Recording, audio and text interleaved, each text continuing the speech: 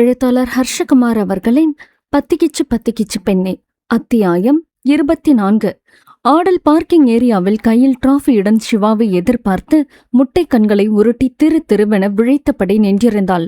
அப்போது அங்கு தனது பைக்கை எடுக்க வந்த விக்ரமன் அவளை ஒரு புருவம் உயர்த்தி கவனித்தவன் அவளின் அருகில் செல்ல, அத்தி முதல்ல நம்ம பக்கம்தான் வருது.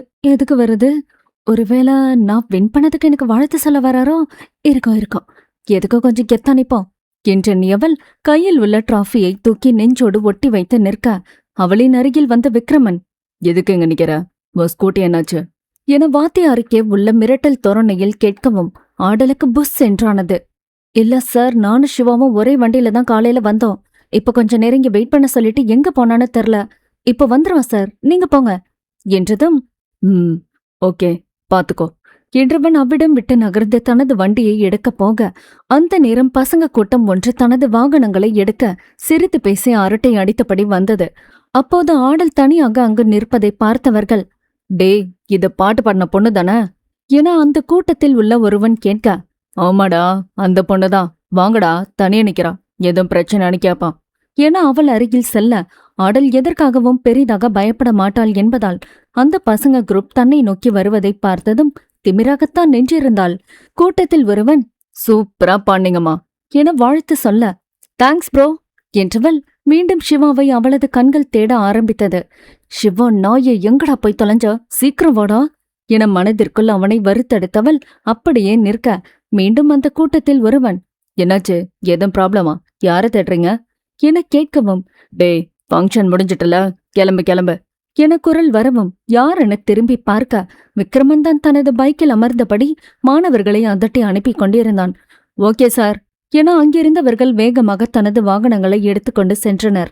விக்ரமன் ஆடல் அருகில் சென்று, இன்னும் எவ்வளோ நேரம் இங்க நிக்கிறதா உத்தேசம், சிவாக்கு கால் பண்ண என்றதும், சரி சார் என கால் செய்ய ஃபுல் ரிங் போயும் சிவா காலை எடுக்கவில்லை. சார் சிவா போனை எடுக்கல சார் என்றதும், சரி இன்னும் 10 நிமிஷம் வெயிட் பண்ணி பாப்போம் என விக்ரமன் சொல்ல, சரி சார் என்றாள். நேரம் செல்ல செல்ல சிவா வருவது போல தெரியவில்லை. ஆடல் மனதிற்கு ஏதோ ஒன்று சரியாக படவில்லை. விக்ரமன் அங்குள்ள பைக்கில் ஏறி அமர்ந்து செல்போனை பார்த்து கொண்டிருந்தான். சார் என தயங்கியபடி ஆடல் அழைக்க, என்ன என்பது போல திரும்பி பார்த்தான். நான் போய் சிவா எங்க இருக்கான பாத்துட்டு வரேன் சார், எனக்கு என்னமோ மனசுக்கு சரியா படல, என்னமோ மாதிரி இருக்கு என கையை பிசைய, இந்த நேரத்துல போய் எங்க தேடுவ, அவன் என்ன சின்ன பிள்ளையா, வந்துருவான், கொஞ்ச நேரம் வெயிட் பண்ண என்றதும், இல்ல சார் நான் போய் பார்த்துட்டு வரேன், நீங்க வீட்டுக்கு போறதுனா போங்க என அங்கு நொடியும் நிற்காமல் கேம்பஸிற்குள் செல்லவும் விக்ரமன் அவளை முறைத்து பார்த்தபடி அமர்ந்திருந்தான். சிறிது நேரத்தில் ஒரு நியூ நம்பரில் இருந்து கால் வரவும் அட்டன் செய்து விக்ரமன் காதில் வைக்கவும், சார் சீக்கிரமா லைப்ரரி பக்கம் வாங்க என ஆடல் கத்தியபடி போனை வைக்கவும் நொடியும் தாமதிக்காமல் விக்ரமன் வேகமாக ஓடி ஆடல் சொன்ன இடத்திற்கு சென்று பார்க்க, சிவாவும் தருணும் சட்டையை கிழித்துக் கொண்டு மண்ணில் உருண்டு பிறண்டு கொண்டிருந்தனர். சிவா மண்ணில் கிடக்க அவன் மேல் அமர்ந்திருந்த தருணின் முதுகில் அடித்தபடி ஆடல் நின்றிருந்தாள். கோவத்தில் தருண் எழுந்த ஆடலை அறைய போக சிவா படுத்திருந்தபடியே தருணை எட்டி உதைத்திருந்தான். அதில் நிலை தடுமாறிய தருண் கீழே விழ அனைத்தையும் பார்த்தபடி ஓடி வந்த விக்ரமன் சிவாவை தூக்கி நிறுத்தி நிமிர்ந்து பார்க்க, கீழே இருந்து எழுந்த தருண் மீண்டும் ஆடல் அரிசியை அடிக்க பாய, கண்ணிமைக்கும் நேரத்தில் ஆடலின் கைப்பிடித்து தன் பக்கம் இழுத்தவன் சலார் என தருணை அறையவும் அறையின் வீரியத்தில் மீண்டும் அவன் கீழே விழுந்திருந்தான். தருணிற்கு பொறி கலங்கியது. ஆடல் கண்ணீருடன் சிவா உடம்பில் உள்ள மண்ணை தட்டி கொண்டிருந்தாள். அந்த நேரம் யாழினியும் அவளது தந்தையும் 3 ஸ்டாஃப்களும் அங்கே ஓடி வந்தனர். தருணை தூக்கி நிறுத்திய ஸ்டாஃப் ஒருவர், என்ன நடக்குதுங்க, எலிமெண்டரி ஸ்கூல் பிள்ளைங்க மாதிரி மாத்தி மாத்தி அடிச்சிட்டு இருக்கீங்க என கடுக்கடுக்க, உடனே யாழினியின் அப்பா ரத்தினம், இங்க எதுவும் பேச வேண்டாம், என் ஆபீஸ் ரூமுக்கு வாங்க என முன்னேறி நடக்க, தருணம் வாயில் வழிந்த ரத்தத்தை துடைத்தபடி சிவாவை முறைத்து கொண்டே சென்றான். அவர்கள் பின்னால் மற்றவர்களும் செல்ல ஆபீஸ் ரூமிற்கு சென்றனர். அங்கு ரத்தினம் விக்ரமனையும் மற்ற ஸ்டாஃப்களையும் அமர சொல்ல, ஆடல் சிவா யாழினி தருண் 4 பேரும் கை கட்டி நின்றனர். என்ன நடந்துச்சு தருண், சொல்லு என ரத்தினம் கேட்க, தருண் தெனாவட்டாக, அங்கிள் நீங்க அப்பா வர சொல்லுங்க, நான் பேசிக்கிறேன் என்றதும் மற்றவர்கள் கடுப்பானார்கள். விக்ரமன் தருணிடம், டேய் கேட்ட கேள்விக்கு பதில் சொல்லு, உங்க அப்பா சேர்மனா இருந்தா எங்களுக்கு மரியாதை கொடுக்க கூடாதுன்னு ஏதாவது இருக்கா? நீ எங்க கிட்ட படிக்கிற, அவ்வளவுதான். முதல்ல உனக்கு படிப்பு சொல்லித்தர ஆசானுக்கு பதில் சொல்லு, சேர்மன் சார் கிட்ட நாங்க பேசிக்கிறோம் என கர்ஜிக்கும் குரலில் ஆணையிட சிறிது மிரண்டவன், சார் என் மேல தப்பில்ல, இதோ நிக்கிறானே சிவா, இவன் தான் யாழினிய டீஸ் பண்ணிட்டு இருந்தான். நான் பார்த்துட்டு சிவாவை மிரட்டி அடிக்க போனேன் என முடிப்பதற்குள், சார் சிவா அப்படிப்பட்ட பையன் இல்ல சார் என கோரஸாக ஆடலும் யாழினியும் ஒரே நேரத்தில் சொல்ல அங்கிருந்த அனைவரும் இருவரையும் ஏறிட்டு பார்த்தார்கள்.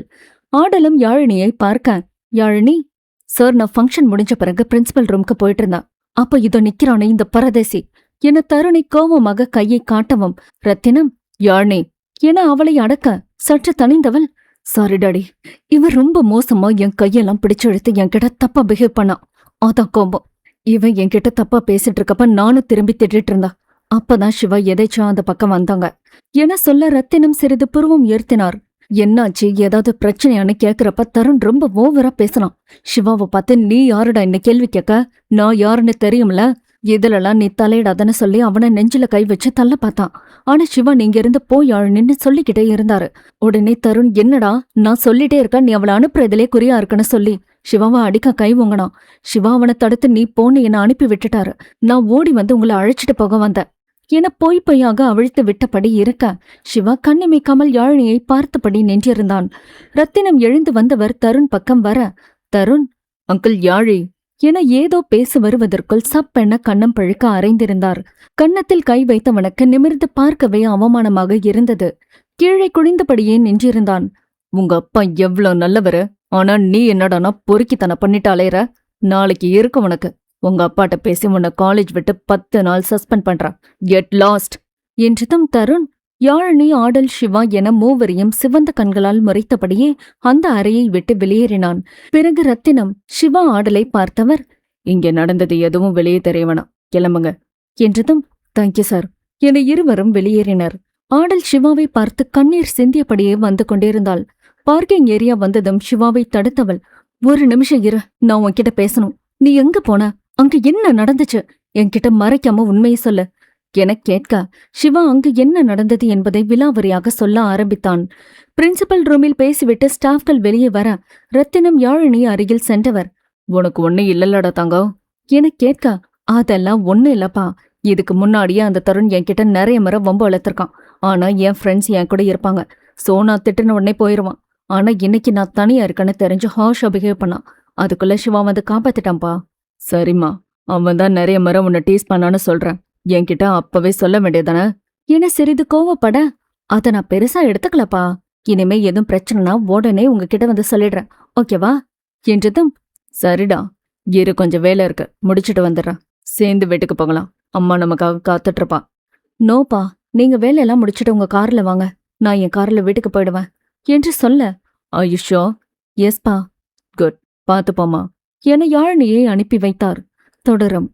சேனலை சப்ஸ்கிரைப் பண்ணாதவங்க சப்ஸ்கிரைப் பண்ணிட்டு உங்களோட ஃப்ரெண்ட்ஸுக்கும் ஷேர் பண்ணுங்க. இந்த கதையை பத்தின உங்களோட கருத்துக்களை கீழே கமெண்ட்ஸ்ல பதிவிடுங்க. நன்றி.